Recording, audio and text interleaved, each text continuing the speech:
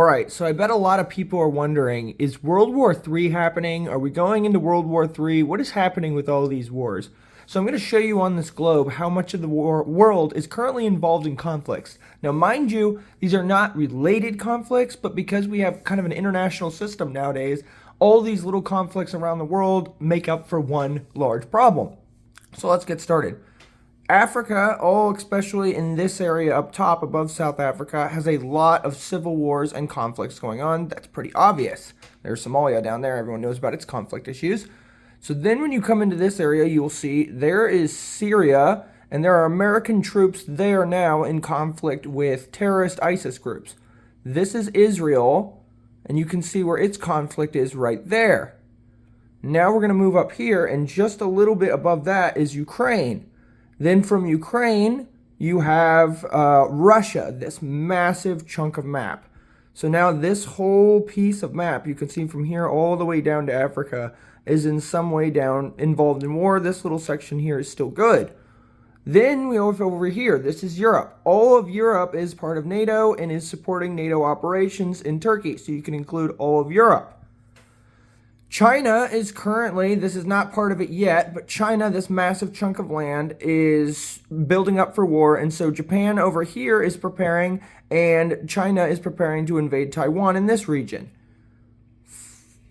Go across the North Pacific Ocean, and you will get to North America. This country is currently supporting combat operations in Syria, Ukraine, and other places around the world. So that would be the United States. Mexico has currently got its government fighting cartels. So that's soldiers and police forces being used to fight cartels in the streets. That is combat, and that is also happening in South America. So there's major conflict in South America up through Mexico. America is involved in conflict, and Canada is a NATO nation, so that would include all of this land.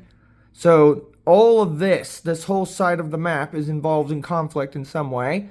Africa, as we said earlier, is largely involved in conflict. As we know, there's Ukraine, there's Israel, Syria, Russia. So all of this is involved in conflict.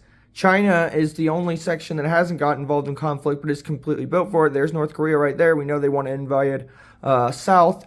And Australia is involved in posturing and is also involved in NATO. So yes, that is the entire fucking planet is in some way involved in conflict. The good news is these conflicts in a lot of ways are not involving each other. The cartels in Mexico have very little to do with Ukraine conflict or Israel's current situation.